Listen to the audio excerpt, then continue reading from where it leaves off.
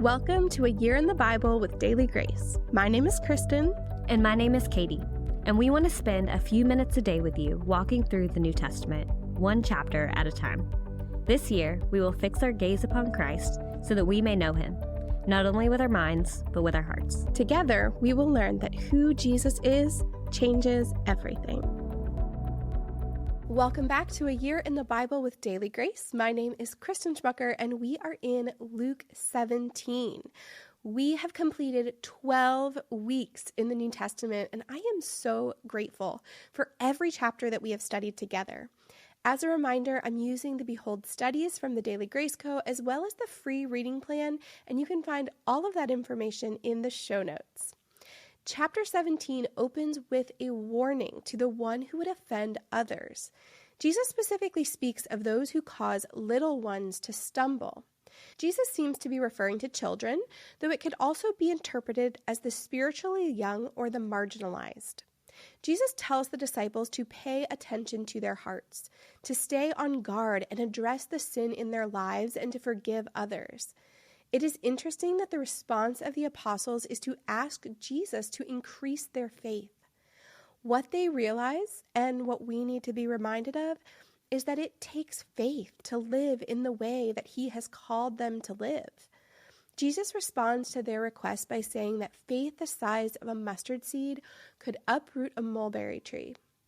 Some mulberry trees grow for approximately 600 years, so they were very deeply rooted trees. Yet Jesus says that all that is needed to uproot such a tree is faith as small as the tiniest seed. Jesus is showing us that it isn't about the greatness of our faith, but about the greatness of the one that our faith is in. Jesus is calling us to follow him and trust him in every moment of our lives. Jesus then speaks of faith and duty. He uses an example of a man and his servant. The scenario that Jesus described would have been unthinkable behavior at this time. One commentator that I read likened this to a server sitting down at your table at a restaurant or a realtor moving their own furniture into the home that you just purchased. This just isn't how things are done. Jesus is communicating to the disciples that people often think that if they do what they should do, that God owes them. But God is not indebted to us. We are so prone to thinking of God as a God of karma, but he is a God of grace. He doesn't just give us what we deserve, he gives us what we could have never earned when he lavishes us in grace and washes us in the blood of his Son. This theme is continued in the account of the 10 men who were healed. Jesus had just shown us how we should not respond to God, but in this passage, he tells us how we should respond to the Lord. 10 lepers were healed by the mercy of Jesus, and yet we see that only one returns to thank Jesus for that mercy. The other 9 rushed off clean, with no thought of thanking the one who had made them clean. It seems the 9 viewed Jesus as a holy vending machine. They asked for what they wanted, and then they were gone. The passage speaks to the sin of ingratitude and entitlement, and we are not exempt from it. In fact, the sin of ungratefulness is listed in 2 Timothy 3:1-2 as one of the markers of the last days. It is pervasive in our society and so often in our own hearts as well. Though it may seem at first glance to be minor in comparison to some other sins, it is not a minor thing to have a heart of ungratefulness toward the Lord. Ungratefulness is what pushes us to complain about even the slightest inconvenience, and it is what causes us to overlook the goodness and faithfulness of God in our lives that is demonstrated in every breath that we take.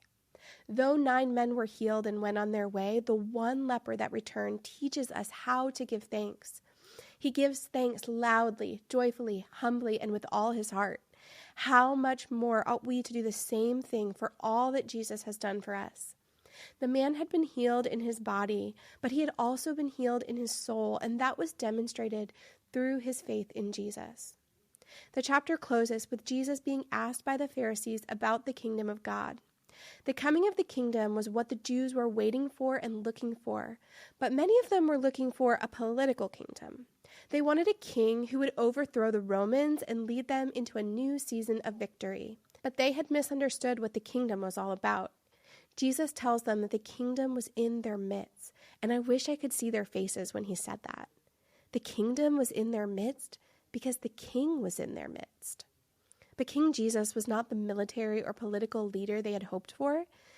The king in their midst had come to conquer their hearts, not their political enemies. Jesus assured his disciples that he would come again, and he would come at an unexpected time, but first he must suffer and die for their sake. Today we behold Jesus as the forgiver who enables us to forgive.